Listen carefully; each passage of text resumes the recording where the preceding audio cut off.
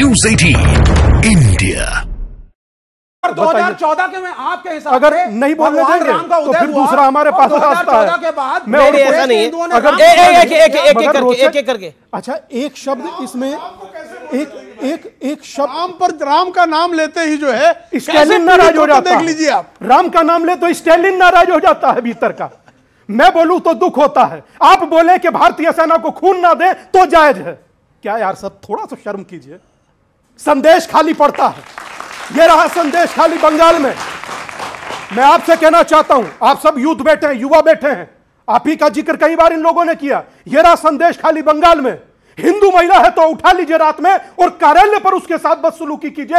एक आदमी के जुबान बोली मत दीजिए। जुबान क्रिमिनल का कोई धर्म नहीं होता। ये क्या और कम्युनल बोलने नहीं देंगे पुलिस पर हुआ ना वहां पर आपने आवाज उठाई है क्या? ये बात नहीं सुनना पड़ेगा, सुनना पड़ेगा, पूरी बात सुननी पड़ेगी। ये अन्याय है, ये अन्याय है उनके साथ। धर्म की गलती है। बोल 1 मिनट नहीं बोल पाए आप, बोले 1 सेकंड। ये अन्याय है, 1 सेकंड। मैं व्यूअर्स बताता हूं, मैं आपको बताता हूं कि क्या हुआ है संदेश खली के अंदर, और बताना जरूरी है। और अच्छा हुआ आपने इस बात का जिक्र करा।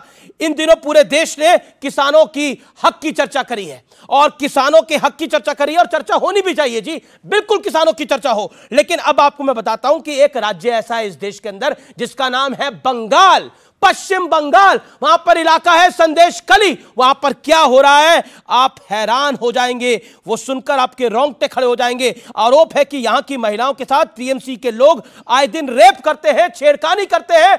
उनके पतियों को कहते हैं, उनके भाइयों को कहते हैं कि ये महिला हो सकती है तुम्हारे घर पे हो, लेकिन इसका अधिकार, इसका जो अधिकार है वो हमारे पास है। सोचिए ये आज के भारत में हो रहा है। और जो लोग कहते हैं वुमेन एम्पावरमेंट होनी चाहिए, वो सब लोग खामोश है, क्योंकि वो मुद्दा संदेश खली है, वो बंगाल में पड़ता है, इसलिए मौन धारण कर रखा है। और इससे ज्यादा घोर शर्मनाक बात कुछ नहीं हो सकती।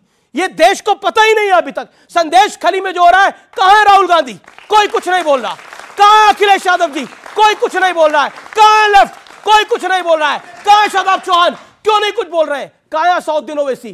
कोई कुछ नहीं बोल रहा है, क्योंकि संदेश खली को संदेश खली के मामले में, माफ करिए, विपक्ष के नेताओं को मोतियाबिंद हो गया है, वो दिखाई देना बंद हो गया है। संदेश खली में जो दर्दनाक काम हो रहा है वो घोर पाप है, घोर पाप है। और आजाद भारत में शायद कभी किसी ने ऐसा नहीं देखा होगा जो संदेश खली में हो रहा है। अगर मैं हिंदू शब्द जोड़ रहा हूं तो वहां उस बात को इंगित किया गया कि हिंदू महिलाओं को उठाकर कि क्या इस देश में हिंदू होना गुनाह है अमीश? और अगर गुनाह है तो एक व्यक्ति बताए कि उठ करके गुनाह है, और अगर गुनाह नहीं है तो क्यों महिला टारगेट पर रहती है वहां पर, चाहे वो यहां हो और चाहे वो कहीं दुनिया के कोने में हो। मगर अगर ये सामने बहन बेटियां बैठी हैं, ये सब न्यूज देखती हैं, और ये सारे भाई बैठे हैं, सारे न्यूज देखते हैं। हम लोगों का जीवन, आप राम और कृष्ण के वंशज हैं, हम लोगों का जीवन व्हाट्सएप पे स्टेटस और डीपी लगाना मात्र नहीं है। अगर गलत हो रहा है तो गलत को गलत कहो भाई साहब। उसूलों पर आए तो टकराना जरूरी है, जिंदा अंदर हो तो जिंदा नजर आना जरूरी है। एक आदमी बोलने को तैयार नहीं। आपने इतनी बड़ी बात कही। अरे शाहजहां शेख का नाम नहीं ले रहे लोग, शाहजहां शेख का नाम नहीं ले रहे। मैं रुक करता हूं, मेरे साथ राजकुमार भाटी है। एक तरफ सनातन की बात हो रही है और दूसरी तरफ संदेश खली की भी बात हो रही है। क्या लगता है भाटी जी आपको, क्या आपको लगता है कि पॉलिटिक्स ऑफ कन्वीनियंस है हर तरफ, हर तरफ? नहीं, जहाँ से आपने शुरुआत की ये बहुत अच्छी बात है। हर हिंदू अनुयायी को, जो हिंदू धर्म का अनुयायी है, उसे प्रसन्नता होगी कि हमारे धर्म का नाम देश की सीमाओं से बाहर जा रहा है। यूएई में भी मंदिर बन रहा है, अमेरिका में भी मंदिर बन रहा है। और सनातन और हिंदू सभ्यता जो है बहुत प्राचीन सभ्यता है। भारतीय संस्कृति विश्व की प्राचीनतम संस्कृति है जी। और ये कोई कहने लगे कि नहीं आज किसी की वजह से देश को लोग जानने लगे। कभी कोलंबस और वास्को डिगामा क्यों चले थे भारत को खोजने के लिए? भारत का नाम था तभी तो चले थे। बिल्कुल बिल्कुल। और इतने विदेशी लोग आए, भारत का सिक्का चलता था, भारत से लोग प्रेरणा लेते थे। लेकिन ये जो मंदिर अमेरिका में और यूएई में बने हुए, इनका राजनीतिक परिप्रेक्ष्य में इनका जिक्र करना चाहूँगा।